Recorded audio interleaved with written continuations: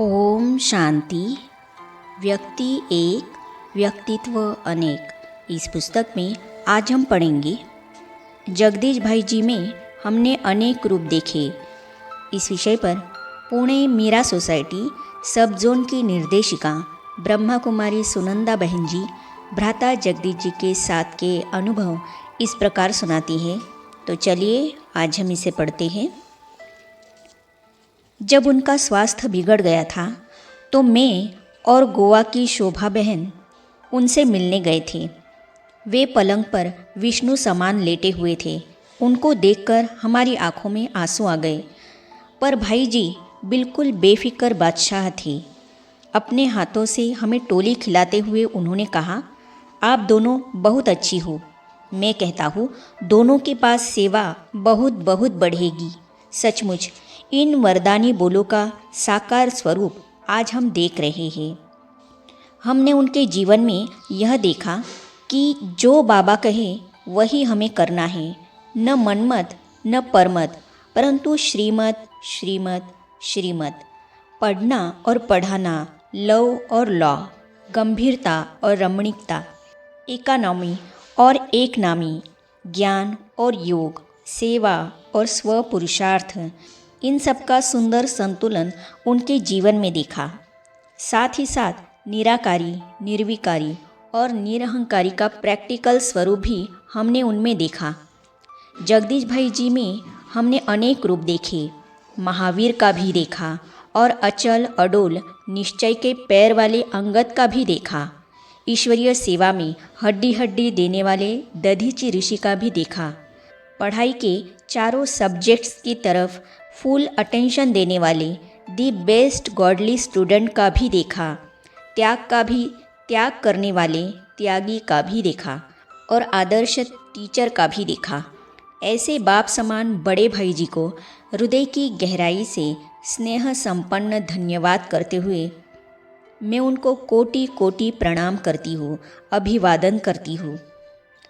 Press में सेवारत रहने का आशीर्वाद और दृढ़ता भाई साहब ने दी।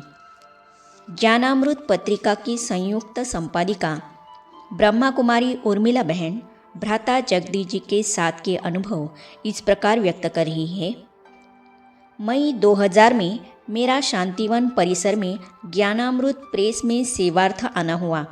आते ही मुझे जून 2000 की ज्ञानामृत के लिए लेख चयन करने, प्रूफ रीडिंग आदि करने की सेवाएं सौंपी गई।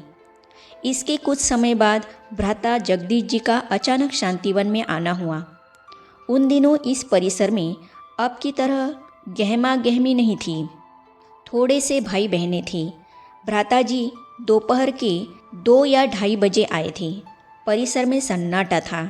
प्रेस भी सुनी सुनी थी। वे आकर प्रेस के प्रथम ऑफिस में बैठे। किसी ने मुझे बुलाया। कोई और 2-4 दिखे, उन्हें बुलाया और हम 5-7 उनके चारों ओर खड़े हो गए। एक माता ने पानी के लिए पूछा। उन्होंने मना किया। मैं बड़े संकोची भाव से उन्हें बस देख रही थी और सोच रही थी, ऐसी महान हस्ती और इतनी सरलता। हम 5-7 को देखते हुए उन्होंने महावाक्य उच्चारण करने प्रारंभ कर दिए। मुझे यह स्वर्ण अवसर जान पड़ा। मैं उनकी एक एक बात को पूरी एकाग्रता के साथ मन बुद्धि में लिखती गई। मैंने महसूस किया यह एक एक लाइन ईश्वरीय सेवा में मेरे लिए नींव का काम करेगी। साहित्य के पुरोधा से साहित्य की उत्कृष्टता के लिए मिली वो मार्गदर्शना इस प्रकार थी। आप जिस स्थान पर खड़े हो उस स्थान का महत्व जानते हो। यह वह स्थान है जहाँ भगवान के महावाक्यों को लिखा और छापा जाता है। यह इस यज्ञ का अति महत्वपूर्ण स्थान है, क्योंकि यहाँ जो छपता है उसे 7 महाद्वीपों में करोड़ों लोग पढ़ते हैं। अक्षर साफ हो। कल्याण तथा गोरखपुर की अन्य किताबों में ढूंढने पर भी गलती नहीं मिलती। जैसे कि संपूर्णता उनका लक्ष्य है, हमारा भी ऐसे हो। पहले से सुधार है, परंतु अभी भी मार्जिन है और सुधार चाहिए। विदेशी अभी भी हमारी किताबों को कुछ नहीं समझते। यह स्थान मंदिर है। कई बार रहते रहते अपने स्थान का महत्व कम हो जाता है, इसलिए ध्यान रखना है। अशुद्धियों की तरफ ध्यान दो, प्रेस में ही सेवा में रहना। इस घटना के 3 महीने बाद एक दिन ज्ञानामृत तथा वर्ल्ड रिन्यूअल के संपादक आत्मप्रकाश भाई ने कहा, आपको जगदीश भाई ने मिलने के लिए बुलाया है। वे सुखधाम में हैं। मैं मिलने जा रहा हूँ, आप भी चलो। मेरी खुशी का तो ठिकाना ही नहीं रहा। मैं मन ही मन जो चाह रही थी, मेरे बिना प्रयास बाबा ने संभव कर दिया। खुशी में उड़ते हुए मैं आत्मप्रकाश भाई के साथ सुखधाम में उनके कमरे में पहुंची। वे लेटे हुए थे। देखते ही उन्होंने मुझे अपने पास बुलाया और अपने सिरहाने के पास ही बिठा लिया। आत्म भाई सोफे पर बैठे रहे। भ्राता जी ने पूछा, आपको शांतिवन आए हुए और ज्ञानामृत की सेवा करते हुए कितना समय हुआ है? मैंने कहा, 4-5 मास हो गए हैं। उन्होंने कहा, पिछले 4-5 मास में मैं देख रहा हूँ ज्ञानामृत में व्याकरणीय गलतियाँ नहीं दिख रही हैं। आप बहुत लगन से अच्छी तरह से संभाल रही है। आप इस सेवा को छोड़ना मत, प्रेस में ही सेवा में रहना, लाखों करोड़ों प्रजा बनेगी। इसके बाद उन्होंने मेरी पढ़ाई पूछी। फिर एक संस्कृत श्लोक उच्चारित किया, शैले शैले न माणिक्यम मौक्तिकम न गजे गजे, और पूछा, यह किस संस्कृत पुस्तक का श्लोक है? मैं मन बुद्धि पर जोर देकर पुस्तक का नाम याद करने लगी तो उन्होंने कहा, ज़्यादा सोचो नहीं। फिर बोले, मुझे भी हिंदी आती थोड़ी ही थी, हम तो उर्दू पढ़े थे। यह तो बाबा ने अपनी सेवा करवा ली। फिर कहने लगे, आप सेंटर से आई है, वहाँ भाषण करने की अर्थात मुख की सेवा रोज़ होती है।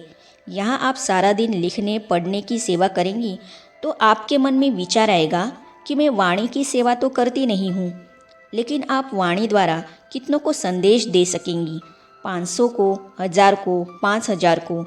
इससे बड़ी सभा मिलना इतना आसान नहीं है, परंतु आप पत्रिका में जो लिखेंगी उसे लाखों लोग पढ़ेंगे। इस प्रकार एक जगह रहते आपकी लाखों करोड़ों प्रजा बनेगी। इतनी प्रजा वाणी से आप कभी नहीं बना पाएंगी। उनकी इस बात से मुझे साहित्य लेखन का और उसके द्वारा बेहद की सेवा का महत्व समझ में आया और इस सेवा के प्रति मैं पहले से अधिक प्रेरित हुई। आगे उन्होंने कहा, आपको साथ बहुत अच्छा मिला है, कभी कोई आवश्यकता हो तो मेरे से सहयोग ले सकती हो।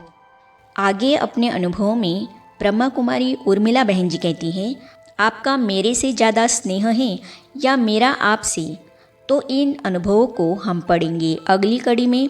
तो ये जानने और पढ़ने के लिए इस चैनल को सब्सक्राइब करने के साथ ही साइड में जो बेल आइकॉन है उसे भी क्लिक कीजिए, ताकि आने वाली सभी वीडियो और अब तक की सारी वीडियो आप तक पहुंचती रहेगी। ओम शांति।